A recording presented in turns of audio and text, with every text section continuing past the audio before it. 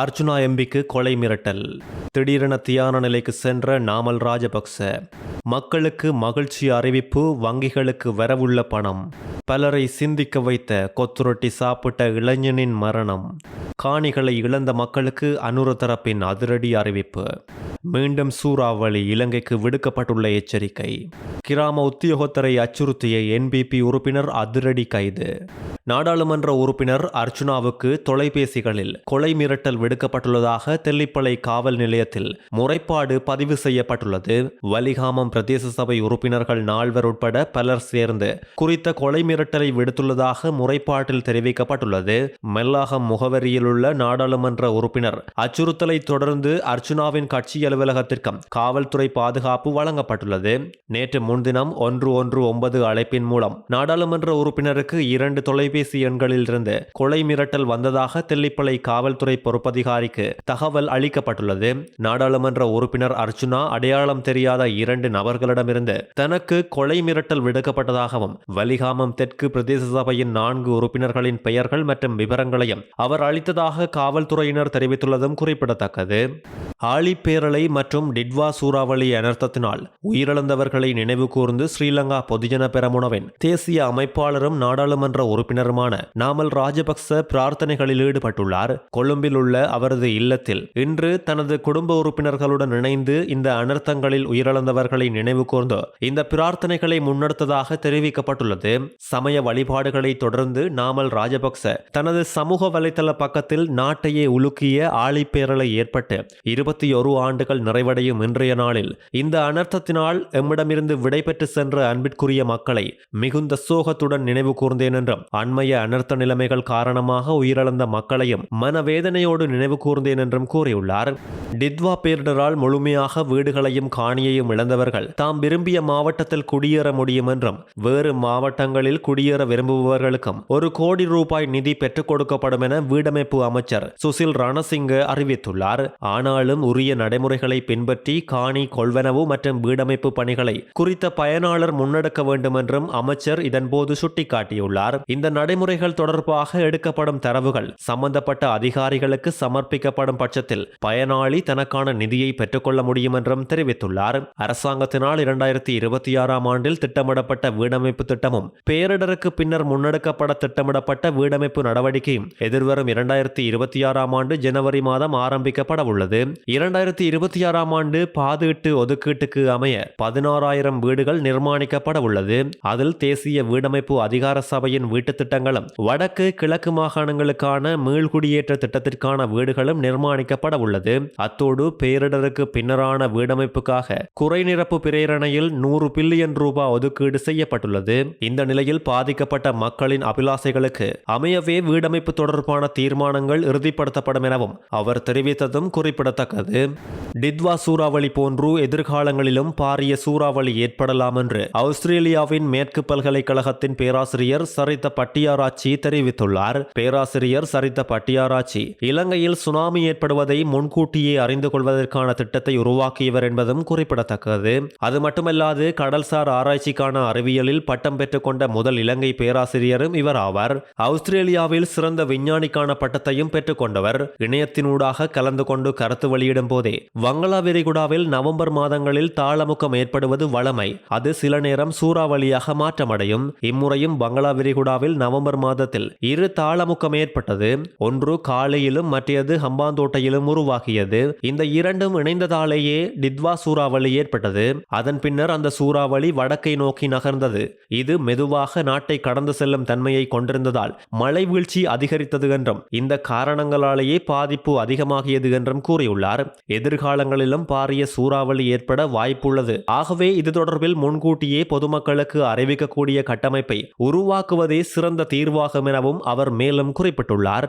யாழ்ப்பாணம் தையிட்டி திஸ்ஸவிகாரையால் காணிகளை இழந்த பொதுமக்களுக்கு மாற்றுக் காணிகளை பெற்றுக் கொடுப்பது அல்லது இழப்பீடுகளை பெற்றுக் கொடுப்பதே எமது அரசாங்கத்தின் நிலைப்பாடு என கடற்தொழில் அமைச்சர் ராமலிங்கம் சந்திரசேகர் அறிவித்துள்ளார். தையிட்டி திஸ்ஸவிகாரை தனியார் காணிகளில் அமைக்கப்பட்டுள்ளது என்பதை நாம் ஒத்துக்கொள்கிறோம். ஆனால் குறித்த விகாரை எமது ஆட்சி காலத்தில் அமைக்கப்படவில்லை என்பதும் அனைவருக்கும் தெரிந்த விடயம். ஆனாலும் அரசாங்கம் என்ற வகையில் குறித்த பிரச்சனையை நீடிக்காமல் முடிவுறுத்தவே எதிர்பார்க்கின்ற நிலையில் விகாரைக்காக காணிகளை இழந்த மக்களுக்கு உரிய மாற்று காணிகளை வழங்குவது அல்லது தற்போதைய சூழ்நிலைக்கேற்ற அவர்களுக்கான இழப்பீடுகளை பெற்றுக் கொடுப்பதே எமது அரசாங்கத்தின் நிலைப்பாடு. இழப்பீடு அல்லது மாற்றுக்காணிகளை வழங்குவதற்கு கூட எத்தனை பேரிடம் ஆவணங்கள் சரியாக இருக்கிறது என்பது ஒரு புறம் இருக்க, குறித்த பிரச்சனையை அரசியல் ரீதியாக மாற்றிக்கொண்டு செல்கின்றார்கள். நாட்டின் மூவினங்களும் ஒற்றுமையாக வாழ வேண்டும் என்ற நிலைப்பாட்டில் எமது அரசாங்கம் பயணித்துக் கொண்டிருக்கின்ற நிலையில் மதம் மற்றும் இனங்களுக்கு இடையில் மோதல்களை உருவாக்க முயற்சிக்க கூடாது என்றும் தெரிவித்துள்ளார்.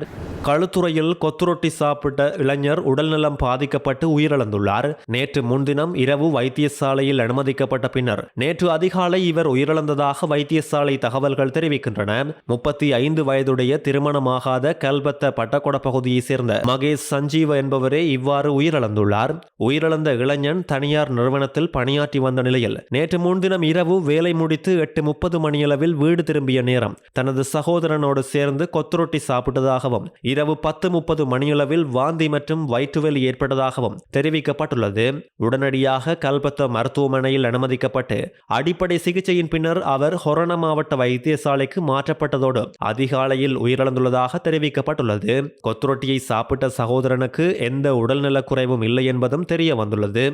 கிராம உத்தியோகத்தர் ஒருவரை திட்டி அச்சுறுத்திய சம்பவம் தொடர்பில் தேசிய மக்கள் சக்தியின் புத்தளம் பிரதேச சபை உறுப்பினர் ஒருவர் இன்று அதிகாலை முந்தலம போலீசாரால் கைது செய்யப்பட்டுள்ளார். புத்தளம் பிரதேச சபையின் மங்கள எளிய தொகுதியை பிரதிநிதித்துவப்படுத்தி தெரிவு செய்யப்பட்ட உறுப்பினரே இவ்வாறு கைது செய்யப்பட்டுள்ளார். கடந்த 5ஆம் திகதி தான் அனர்த்த நிவாரண கடமை நிமித்தம் மோட்டார் சைக்கிளில் பயணித்துக் கொண்டிருந்த வேளையில் குறித்த உறுப்பினர் பயணித்த சிறிய லொரி வண்டி மோதி விபத்து இடம்பெற்றது. அந்த சந்தர்ப்பத்தில் உறுப்பினர் தன்னை திட்டியதாக கிராம உத்தியோகத்தர் போலீசில் தெரிவித்துள்ளதோடு முந்தல பிரதேச செயலாளருக்கு இது குறித்து தெரியப்படுத்தியதாக தெரிவித்துள்ளார். இதற்கிடையில் கடந்த 8ஆம் திகதி நடைபெற்ற அனர்த்த குழு கூட்டத்தின் பின்னரும் குறித்த உறுப்பினர் தனக்கு தொலைபேசியில் அழைப்பை ஏற்படுத்தி திட்டியதாகவும் கிராம உத்தியோகத்தர் போலீசில் முறைப்பாடு அளித்துள்ளார். கிடைக்கப்பட்ட முறைப்பாட்டுக்கு அமைய விடுக்கப்பட்ட அழைப்பின் பேரில் என்பிபி உறுப்பினர் இன்று காலை முந்தலம போலீஸ் நிலையத்தில் ஆஜரானதை தொடர்ந்து கைது செய்யப்பட்டுள்ளார். கடந்த 24ஆம் திகதி சாமிமலை கவரவலை பகுதியில் உள்ள சந்தேக நபர் ஒருவர் மஸ்கலியா போலீஸ் அதிகாரிக்கு 710 மில்லிகிராம் கஞ்சா விற்பனை செய்த குற்றச்சாட்டில் கைது செய்யப்பட்டு எதிர்வரும் ஜனவரி மாதம் 7ஆம் திகதி வரை விளக்கமறியலில் வைக்குமாறு ஹட்டன் நீதிமன்ற நீதவான் பிரதீப் பணித்துள்ளார். இச்சுற்றி வளைப்பின் போது கவரவலை 200 பிரிவை சேர்ந்த ஒருவர் மஸ்கலியா சாமிமலை வீதியை சேர்ந்த 2 அடங்கலாக 4 கைது செய்யப்பட்டுள்ளனர். இவ்வாறு கைது செய்யப்பட்டவர்கள் குற்றத்தை ஒப்புக்கொண்டதால் தலா 1 லட்சம் வீதம் சரீரப்பணையில் விடுதலை செய்யப்பட்டுள்ளனர். மஸ்கலியா போலீஸ் நிலைய பொறுப்பதிகாரி புஷ்பகுமார வேண்டுகோளுக்கு இணங்க கடந்த 24ஆம் திகதி மஸ்கலியா போலீஸ் நிலைய உதவி அதிகாரி புலத் சிங்கள சஜன் ருக்மன் கான்ஸ்டபிள் நவ்சாத் இச்சுற்றி வளைப்பை மேற்கொண்டனர். இவர்கள் 4 நேற்று 25ஆம் திகதி ஹட்டன் நீதிமன்ற நீதிபதி முன்னிலையில் ஆஜர்படுத்தப்பட்டமை குறிப்பிடத்தக்கது. நேற்று நாடளாவிய ரீதியில் போலீசாரால் மேற்கொள்ளப்பட்ட விசேட சுற்றி வளைப்பின் போது பலர் கைது செய்யப்பட்டுள்ளதாக போலீஸ் ஊடக பிரிவு தெரிவித்துள்ளது. 29,539 பேர் பரிசோதனைகளுக்கு உட்படுத்தப்பட்டுள்ளதோடு இவர்களில் கைது செய்ய பிறப்பிக்கப்பட்ட பிடியாணைகளுக்கு அமைய 179 பேரும் திறந்த பிடியாணைகளுக்கு அமைய 88 பேரும் கைது செய்யப்பட்டுள்ளனர். அதேவேளை மது போதையில் வாகனம் செலுத்திய 322 பேரும் கவனக்குறைவாக வாகனம் செலுத்திய 36 பேரும் கைது செய்யப்பட்டுள்ளதாகவும் ஏனைய போக்குவரத்து குற்றங்களுக்காக 4414 பேர் கைது செய்யப்பட்டுள்ளதாகவும் போலீஸ் ஊடக பிரிவு வெளியிட்டுள்ள அறிக்கையில் தெரிவிக்கப்பட்டுள்ளது. இலங்கையின் அதிவேக நெடுஞ்சாலைகளில் ஒரே நாளில் 61 மில்லியன் ரூபாய் வருமானம் ஈட்டப்பட்டுள்ளதாக வீதி அபிவிருத்தி அதிகார சபை குறிப்பிட்டுள்ளது. நேற்று 24 மணித்தியாலங்களுக்குள் 1,70,000க்கும் அதிகமான வாகனங்கள் அதிவேக நெடுஞ்சாலைகளை பயன்படுத்தியுள்ளதோடு அதற்கு முன்னைய நாளிலும் 1,70,069 வாகனங்கள் பயணித்ததாகவும் அதன் மூலம் 61 மில்லியன் ரூபாய் வருமானம் கிடைத்துள்ளதாகவும் தெரிவிக்கப்பட்டுள்ளது. இந்த நிலையில் கிறிஸ்துமஸ் மற்றும் புதுவருட பண்டிகை காலம் மற்றும் தொடர் விடுமுறை காரணமாக அதிவேக நெடுஞ்சாலைகளில் வாகன நெரிசல் அதிகமாக காணப்படுவதால் பயணிகள் அவதானத்தோடு இருக்குமாறும் அறிவுறுத்தப்பட்டுள்ளனர்.